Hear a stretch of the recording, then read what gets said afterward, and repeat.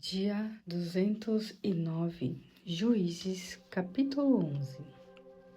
Ora, Jefté era um guerreiro valente, nascido nas terras de Gileade. Sua mãe era uma prostituta, seu pai tinha o nome de Gileade. A esposa legítima de Gileade deu-lhe vários outros filhos que, quando cresceram, expulsaram Jefté e disseram: "Você é filho de outra mulher e não será herdeiro em nossa casa." Então, Jefté fugiu de casa e ficou morando na terra de Tobi. Logo, ele passou a chefiar um bando de marginais. Passado algum tempo, os amonitas atacaram o povo de Israel. No meio da batalha, os oficiais de Gileade foram chamar Jefté em Tobi. Eles disseram a Jefté: "Venham comandar os israelitas na guerra contra os amonitas." Jefté, porém, disse: "Ora, vocês não mostraram ódio para comigo e não me mandaram embora da casa do meu pai? Por que me chama agora que estão em dificuldades?" "Porque precisamos de você," foi a resposta dos líderes de Gileade. "Se você comandar a nossa tropa contra os amonitas, você se tornará líder de todos os que vivem em Gileade." Então Jefté perguntou-lhes: "Vocês garantem que se eu dirigir Israel nos combates contra os amonitas, e se o Senhor me fizer vitorioso, eu governarei a terra de Gileade?" "Prometemos isto diante do Senhor," responderam os oficiais de Gileade. "O Senhor é a nossa testemunha. Faremos conforme a sua palavra." Assim, Jefté aceitou a missão e ficou sendo o comandante do exército e o líder do povo de Gileade. Jefté ditou os termos do acordo numa assembleia do povo realizada em Mispa, diante do Senhor. Logo depois, Jefté mandou mensageiros ao rei de Amon, dizendo: "O que você tem contra nós e por que Israel está sendo atacado?" Os mensageiros de Jefté voltaram com esta resposta do rei: "Quando os israelitas vieram do Egito, tomaram as minhas terras desde o rio Arnon até o Jaboque e até o Jordão. Devolva-me agora pacificamente o território." Jefté não se abalou e mandou mensageiros outra vez aos reis dos amonitas com esta mensagem: "Assim diz Jefté: Israel não tomou a terra dos amonitas. Quando o povo de Israel veio do Egito, foi pelo deserto até o Mar Vermelho, chegou a Cádiz. Então Israel mandou mensageiros ao rei Edom, dizendo: Pedimos licença para passar pelas suas terras, mas o pedido não foi atendido. Depois mandamos os mesmos pedidos ao rei de Moabe, e ele também não nos atendeu. Por isso, Israel permaneceu em Cádiz." Mais tarde, os israelitas saíram pelo deserto, contornaram as terras dos Edomitas e dos Moabitas e acamparam a leste destas terras, fora dos limites de Moabe, do outro lado do rio Arnon. Então Israel mandou mensageiros a Seom, rei dos amorreus, que vivia em Esbom, e pediu a ele: "Deixe-nos passar pelas tuas terras até o nosso destino." Seom negou a permissão. Em vez disso, ajuntou as suas tropas, acampou com elas em Jazá e lutaram contra Israel. Mas o Senhor, o Deus de Israel, fez com que Israel vencesse o rei Seom e todo o seu exército. Foi por isso que Israel tomou posse de todas as terras ocupadas pelos amorreus que viviam naquela região. Conquistou toda a terra dos amorreus, desde o rio Arnon até Jaboque, desde o deserto até o rio Jordão. Como você vê, foi o Senhor, o Deus de Israel, que expulsou os amorreus da presença de Israel. Israel recebeu o território das nações de Deus. Por que havia de ser devolvido a você? Você não costuma considerar sua propriedade tudo o que recebe do seu Deus Camus? Assim também temos o direito de tomar posse do território de todos aqueles que o Senhor, o nosso Deus, nos deu. Além disso, quem você pensa que é? Você acha que é melhor que Balaque, filho de Zippor, rei de Moabe? Acaso tentou ele recuperar o território depois que foi derrotado por Israel? Entretanto, agora, passado 300 anos, você levanta esta questão. Todo esse tempo Israel viveu aqui, ocupando terras que vão de Esbom até Aroer e que margeiam todo o rio Arnon. Por que os amonitas não tentaram recuperar estas terras antes? Não fui eu quem pecou contra você. Você está cometendo um erro em lutar contra mim. Que o Senhor, o juiz, julgue hoje quem de nós está certo, os israelitas ou os amonitas. Porém, o rei dos amonitas não deu atenção à mensagem de Jefté. Então, o Espírito do Senhor se apossou de Jefté e ele atravessou com as tropas a terra de Gileade e de Manassés, passou por Mispa de Gileade e atacou o exército amonita.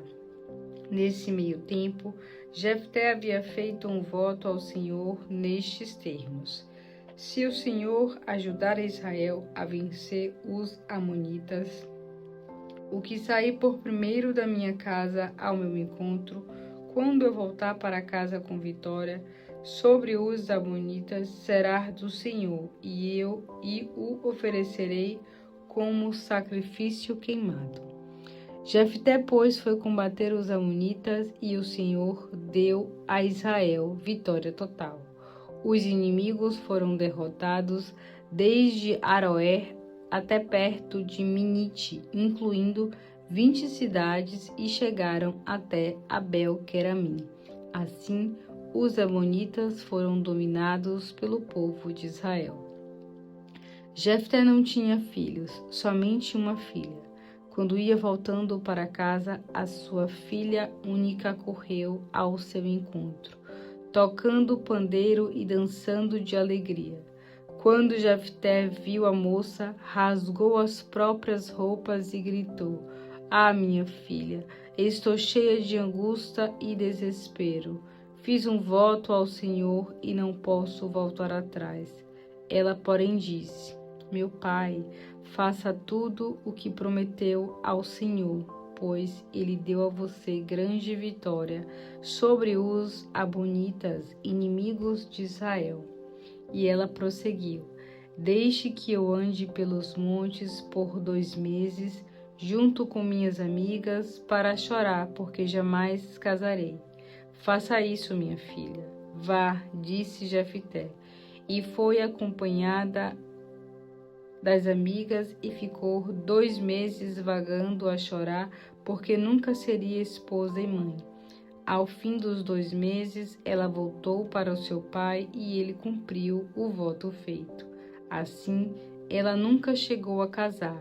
Daí nasceu em Israel o costume de saírem as moças todos os anos por 4 dias para celebrar a memória da filha de Jefté, o gileadita.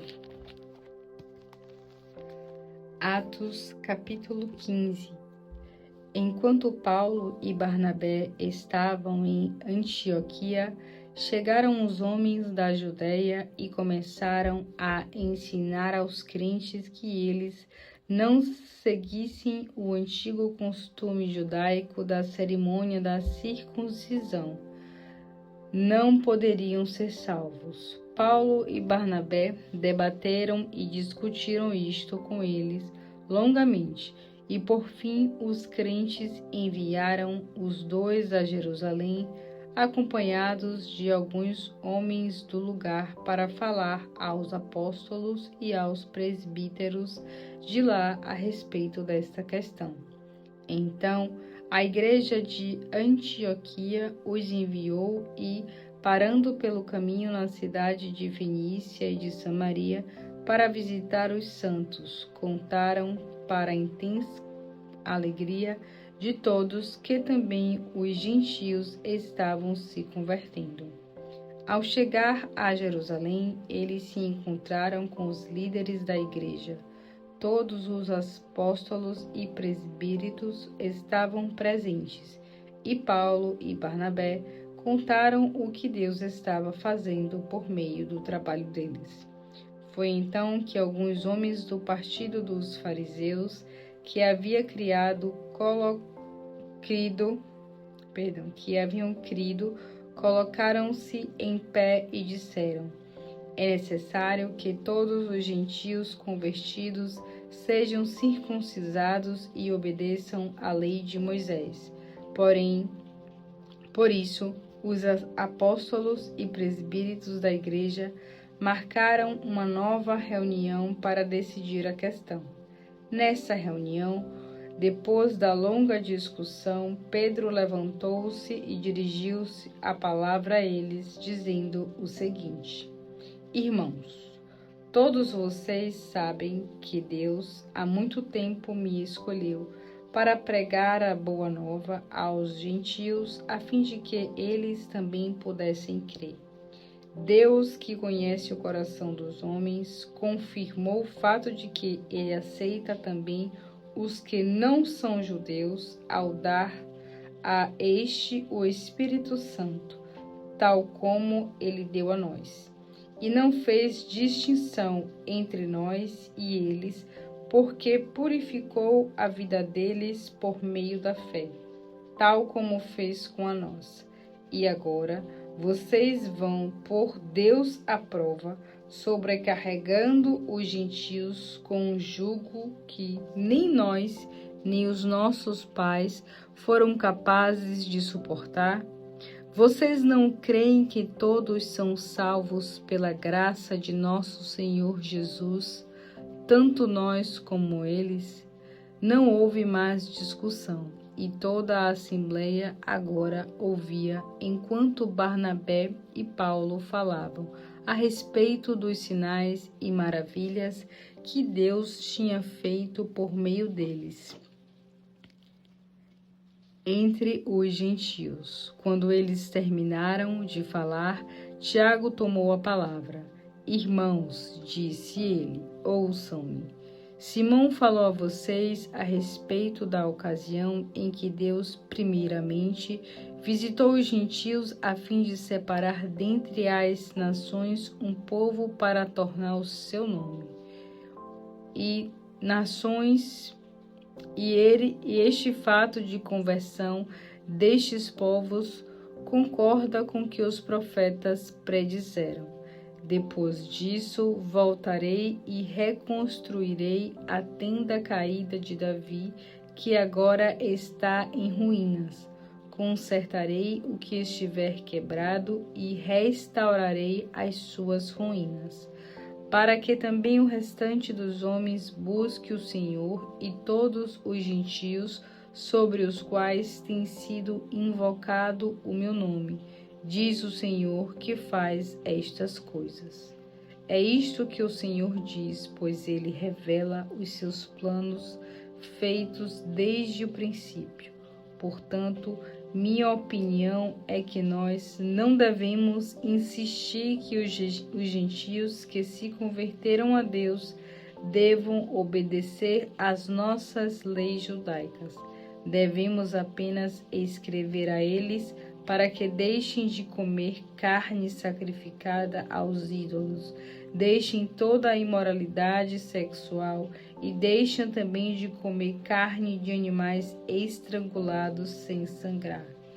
Porque se tem pregado contra estas coisas nas sinagogas judaicas em cada cidade, todos os sábados, desde os tempos antigos. Então os apóstolos e os presbíteros e toda a igreja resolveram mandar representantes a Antioquia, juntamente com Paulo e Barnabé, para informar sobre essa decisão. Os homens escolhidos foram 2 líderes da igreja, Judas, também chamado de Barsabás, e Silas. Essa foi a carta que eles levaram consigo. Os irmãos apóstolos e presbíteros, aos seguidores de Cristo gentis de Antioquia, da Síria e da Cilícia. Saudações.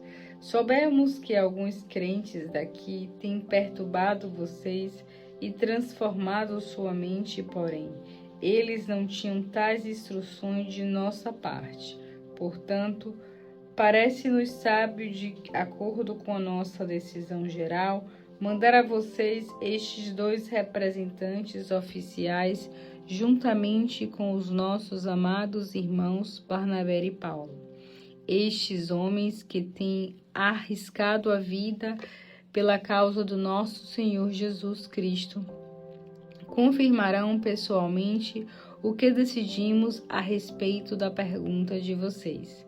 Portanto, estamos enviando Judas e Silas para confirmarem verbalmente o que estamos escrevendo, porque pareceu bem ao Espírito Santo e a nós não impor a vocês nada além de se guardarem de usar comida oferecida aos ídolos, da carne de animais estrangulados sem sangrar e da imoralidade sexual. Se vocês fizerem isso, é o bastante. Saúde a todos. Os 4 mensageiros foram imediatamente para Antioquia, onde convocaram toda a igreja e entregaram a carta. Houve uma grande alegria em toda a igreja no dia em que a carta foi lida.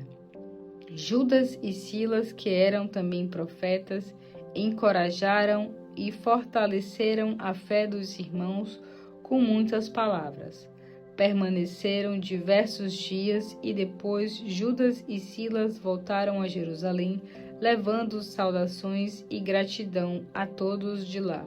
Porém, Silas decidiu ficar ali. Paulo e Barnabé permaneceram em Antioquia para ajudar a diversos outros que estavam pregando e ensinando ali a palavra do Senhor. Algum tempo depois, Paulo sugeriu a Barnabé: vamos voltar para visitar os irmãos em todas as cidades onde pregamos a palavra do Senhor, para ver como os novos convertidos estão indo. Barnabé concordou, mas queria levar João, chamado Marcos, com eles. Porém, Paulo não achava prudente levá-lo, porque João os tinha abandonado na Panfilha, não permanecendo com eles no trabalho. O desentendimento deles em torno disso não foi tão sério, que se separaram. Barnabé levou Marcos consigo e navegou para Chipre, mas Paulo escolheu Silas e, com graça do Senhor, encomendada pelos irmãos, partiu para a Síria e a Cilícia, a fim de animar as igrejas de lá. Jeremias 24.